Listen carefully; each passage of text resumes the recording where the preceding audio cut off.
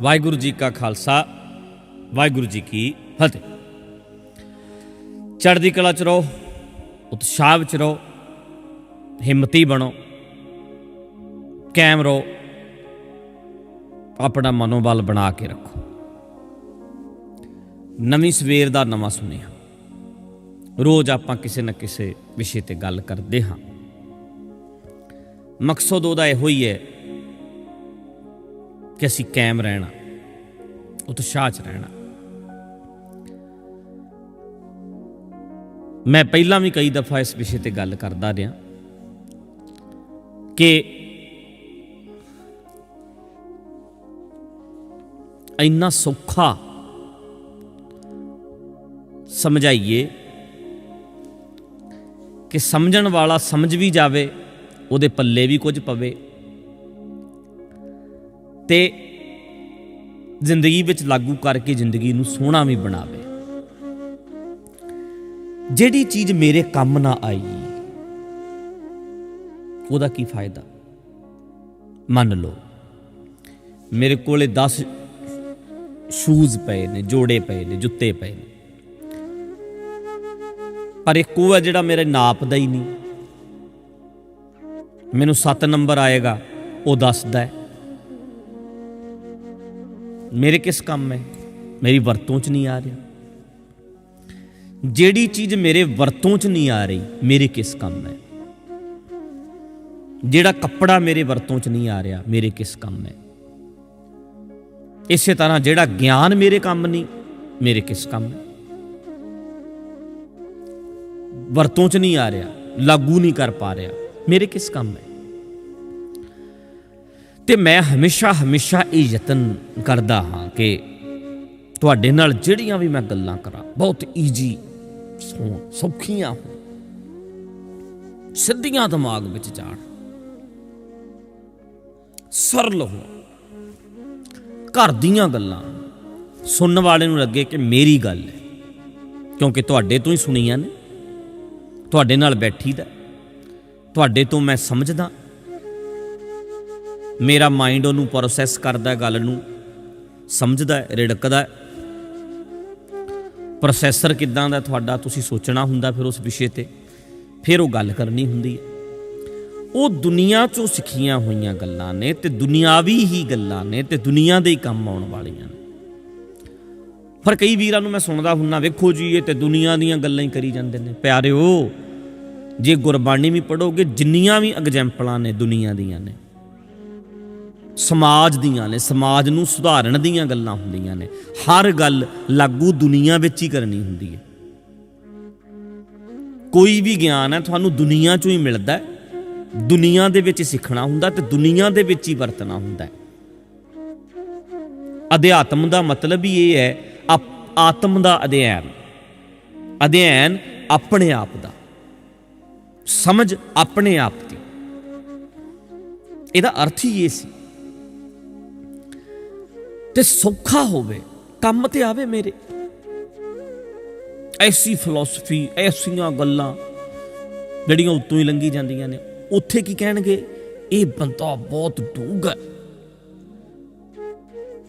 मैं एक बारी हस के कहा, बंदा कहंदा उहदी कुछ नहीं पल्ले पिया, होर ही गल्लां आत्मा परमात्मा परम पता नहीं की उन्हें प्रात्मा बोलण लग पिया, गल्लां करी गया। सारे बंदे सुनते रहे है ना। तो गल एक बंदा कहंदा, बाद च असीं बैठे इदां 4-5 साल हो गए अमरीका च, वो गल्लां करी गया, असीं सारे सुनी गए, मैं भी बैठा सी। कहंदे बड़ियां डूंघियां गल्लां कीतियां। तो मैं अगों पुछ लिया, मैं कहा की समझ आया, की समझ आया? कहंदा समझ सुमझ ते मतलब किवें गल च मैं की सी, उत्तों ही लंघ गई। हुण बंदा इंग्लिश बोल रहा होवे, तुहानूं लगना हा फट्टे चकी जाता, बंदा फराटेदार इंग्लिश बोलदा, भावें वो गाली कड्ढदा होवे तैनूं इंग्लिश विच, गल गलत भी करदा होवे, किसे ना काम दी होवे, पर साडे लई इन्ना ही बहुत है कि इंग्लिश बोलदा है। इसे तरह साडी फिलोसफी दे विचों डूंघे डूंघे भारे भारे शब्द लिया के जिहड़ा बंदा कथा करेगा कहणगे आ हा हा हा हा हा हा। हुण इदां दे शब्द वरते आत्म चिंतन, ਇੱਦਾਂ ਦੇ ਸ਼ਬਦ ਵਰਤੇ, ਮਤਲਬ ਮੈਂ ਤੁਹਾਡੇ ਰੂਬਰੂ ਹਾਂ, ਮਤਲਬ ਜਿਹੜੇ ਉਸ ਸ਼ਬਦ ਤੇ ਚਲੋ ਕਿਤੇ ਨਾ ਕਿਤੇ ਕੋਈ ਉਰਦੂ ਦਾ ਕੋਈ ਫਾਰਸੀ ਦਾ ਸ਼ਬਦ ਵਿੱਚ ਵਰਤਣਾ ਮਾੜਾ ਤਾਂ ਨਹੀਂ ਹੁੰਦਾ, ਪਰ ਮੈਂ ਕਹਿੰਦਾ ਕਿ ਜਿਹੜੀ ਗੱਲ ਸਮਝ 'ਚ ਆ ਨਹੀਂ ਰਹੀ ਉੱਤੋਂ ਹੀ ਲੰਘ ਗਈ ਤੇ ਸਾਨੂੰ ਲੱਗਦਾ ਹੈ ਬੜੀ ਡੂੰਘੀ ਗੱਲ ਹੈ, ਬੜੀ ਵਧੀਆ ਗੱਲ ਹੈ। ਵਧੀਆ ਗੱਲ ਉਹ ਹੈ ਜਿਹੜੀ ਤੇਰੇ ਕੰਮ ਆਵੇ, ਜਿਹਦਾ ਫਾਇਦਾ ਹੋਵੇ, ਜਿਹਦੇ ਨਾਲ ਜ਼ਿੰਦਗੀ 'ਚ ਚੇਂਜ ਆਵੇ। ਤੇ ਯਾਦ ਰੱਖਣਾ, ਅਸਲੀ ਲੇਖਕ ਉਹ ਹੁੰਦਾ ਹੈ ਜਿਹਨੂੰ ਤੁਸੀਂ ਪੜ੍ਹ ਕੇ ਖੁਦ ਲਿਖਣ ਲੱਗ ਜਾਓ, ਤੇ ਅਸਲੀ ਪ੍ਰਚਾਰਕ ਉਹ ਹੁੰਦਾ ਹੈ ਜਿਹਨੂੰ ਸੁਣ ਕੇ ਤੁਸੀਂ ਖੁਦ ਪ੍ਰਚਾਰਕ ਬਣ ਜਾਓ।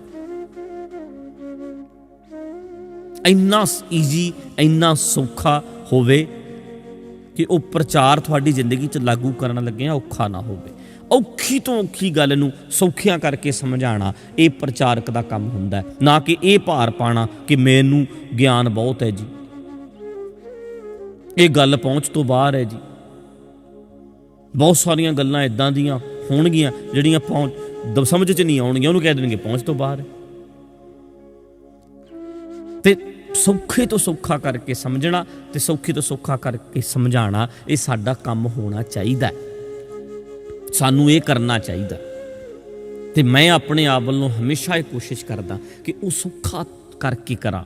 ਗੱਲ ਕਈ ਵਾਰੀ ਕਮਾਲ ਦੀ ਹੁੰਦੀ ਹੈ, ਪਰ ਇਹੋ ਜਿਹੇ ਤਰੀਕੇ ਨਾਲ ਕਹਿ ਦਈਦੀ ਹੈ ਵੀ ਉਹ ਨੋਰਮਲ ਹੀ ਲੱਗਦੀ ਹੈ, ਵੀ ਠੀਕ ਹੈ ਕਰ ਲਾਂਗੇ ਲਾਗੂ।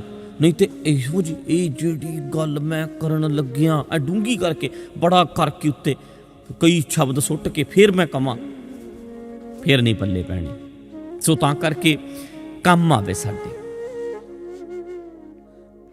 ਕੰਮ ਆਉਣ ਵਾਲੀਆਂ ਗੱਲਾਂ ਜਿਹੜੀਆਂ ਨੇ ਸੁਣੀ ਦੀਆਂ ਵੀ ਨੇ, ਸਮਝੀ ਦੀਆਂ ਵੀ ਨੇ, ਸਾਂਭ ਕੇ ਵੀ ਰੱਖੀ ਦੀਆਂ ਨੇ, ਤੇ ਇਕੱਲੇ ਫੋਨਾਂ ਵਿੱਚ ਨਹੀਂ ਸਾਂਭੀ ਦੀਆਂ, ਇੱਥੇ ਸਾਂਭੀ ਦੀਆਂ, ਆਪਣੀ ਜ਼ਿੰਦਗੀ 'ਚ ਲਾਗੂ ਕਰੀ ਦੀਆਂ, ਜੀ ਕੇ ਵਿਖਾਈ ਦੀਆਂ।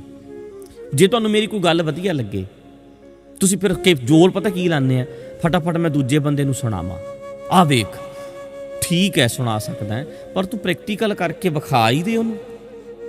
ਉਹ ਕਿਵੇਂ ਹੈ, ਆਹ ਕਿਵੇਂ ਲਾਗੂ ਕਰਕੇ ਵਿਖਾ ਦੇ ਆਪਣੀ ਜ਼ਿੰਦਗੀ ਦੇ ਵਿੱਚ।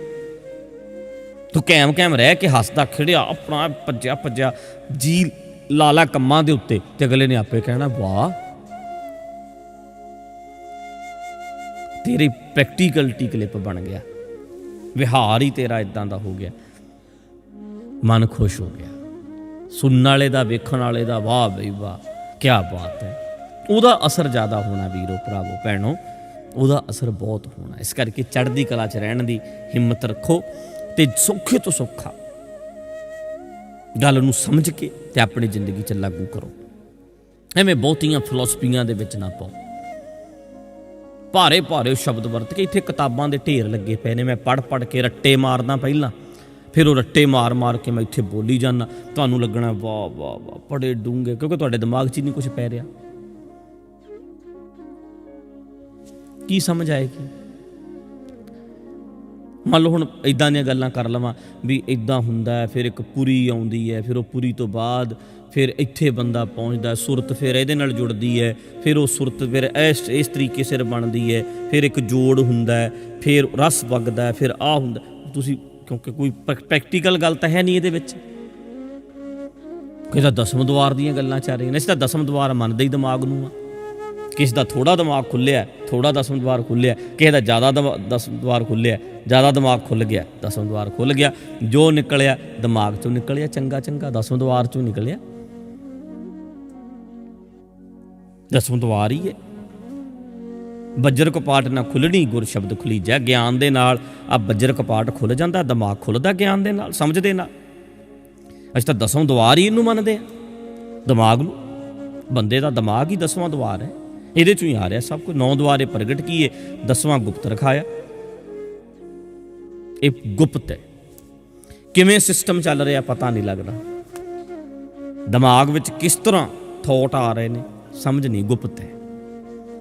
ਪਰ ਇਹੀ ਹੈ 10ਵਾਂ ਦੁਆਰ, ਅਸੀਂ ਇਹੀ ਮੰਨਦੇ ਹਾਂ। ਖੋਲ੍ਹੋ ਇਹਨੂੰ, ਵੱਧ ਤੋਂ ਵੱਧ ਖੋਲ੍ਹੋ, ਵੱਧ ਤੋਂ ਵੱਧ ਗਿਆਨ ਲੈ ਕੇ ਇਹਨੂੰ ਖੋਲ੍ਹੋ, ਵਰਤੋ।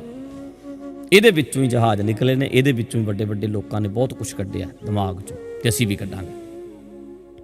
ਤਾਂ ਕਰਕੇ ਆਓ, ਨਵੀਂ ਸਵੇਰ ਦਾ ਨਵਾਂ ਸੁਨੇਹਾ ਪਿਆਰ ਨਾਲ ਸੁਣਦੇ ਰਿਹਾ ਕਰੋ ਤੇ ਕਾਇਮ ਰਿਹਾ ਕਰੋ। ਸੌਖੇ ਰਹੋ, ਸੌਖੀਆਂ ਗੱਲਾਂ, ਸਿੱਧੀਆਂ ਗੱਲਾਂ ਸੁਣੋ ਤੇ ਸਮਝੋ। ਲਾਈਕ ਕਰ ਦਿਆ ਕਰੋ ਤਾਂ ਜੋ ਜ਼ਿਆਦਾ ਲੋਕਾਂ ਤੱਕ ਜਾਂਦੀ ਹੈ ਵੀਡੀਓ। ਕਾਇਮ ਰਹੋ, ਰਾਜੀ ਬਾਜੀ ਰਹੋ, ਹੱਸਦੇ ਖੇਡਦੇ ਰਹੋ। ਵਾਹਿਗੁਰੂ ਜੀ ਕਾ ਖਾਲਸਾ, ਵਾਹਿਗੁਰੂ ਜੀ ਕੀ